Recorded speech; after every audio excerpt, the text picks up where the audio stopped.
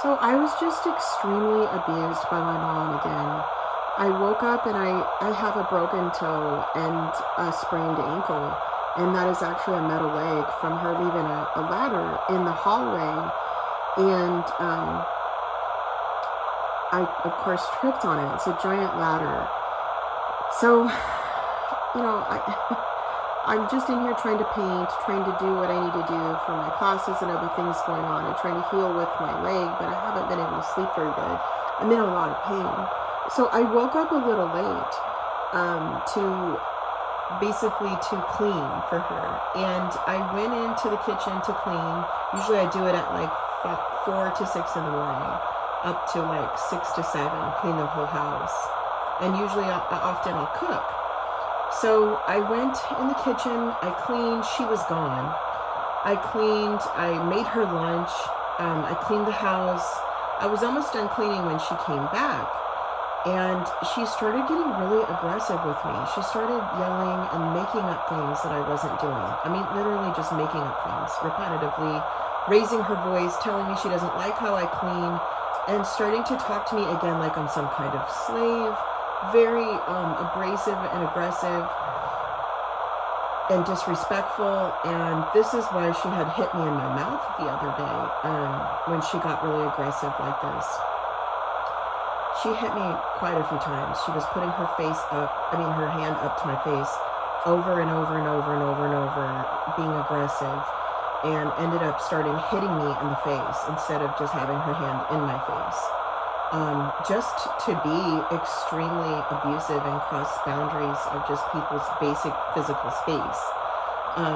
And she did it for the same reason that she started abusing me real severely again, screaming through the door about her laundry machine apparently doing a little bit of wobbling. I put a load of her towels, not a very big load, with one of the blankets from my bed in there, and not a big blanket, and a pretty thin one, and it wasn't even half full.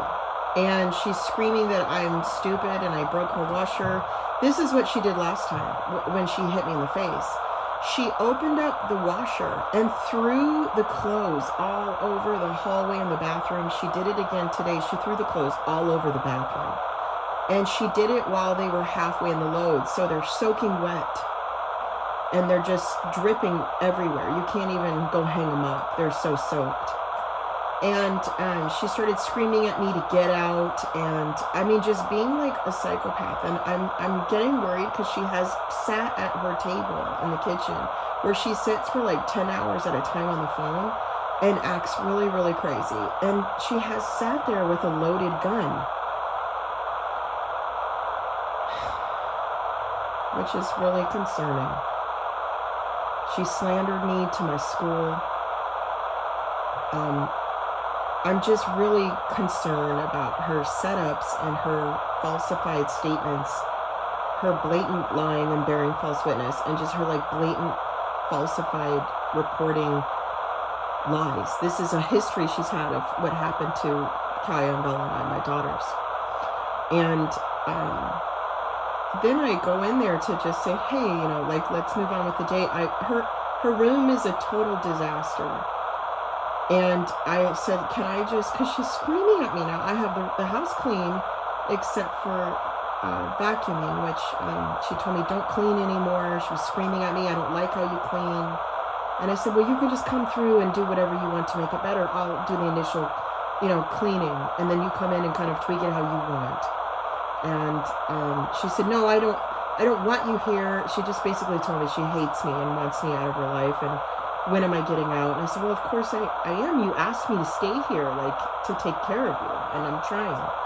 And since you said you were in pain, why don't you let me clean your room? And she said, well, you just moved my stuff out of my studio. And she told me I could move the stuff out of her art studio. She doesn't actually make art, and that I could use it to make art, because I've been making art for 45 years. And which I appreciated. So I did move some of the books into her room in the corner so we could pack them up like she asked me to. And I told her, well, we can put them back. I put most of them back, but she's got them all over the floor. And I said, let me help you move your stuff into the garage, the books, and let me help you do your laundry and clean the room. That's why I put the laundry in the washer. It's actually mostly her laundry, except one very thin, like, sheet. It's not, I don't even think it's a blanket. And it's not, like I said, not even half full. So I'm not stupid. I have a high IQ, and I know how to wash clothes. I'm 48 years old. I'm an adult with a high IQ and intelligence, fully capable of doing whatever needs done any time of the day and night. So anyway, I'm trying to get her to clean her room, and she's screaming at me that it's my fault that it's like that. It's not. I'm actually going to show the room.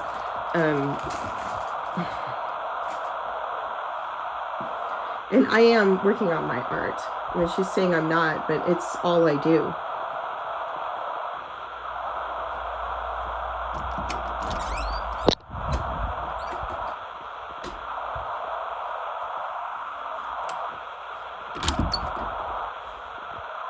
This is her room. Everything is in disarray. It's just crazy in here, and I'm like, let me just help you? These were all just in a pile in the corner. And I said, can I just help you organize and clean? And I've asked her a few times, and she said, no, just get out of my house. And basically she hates me.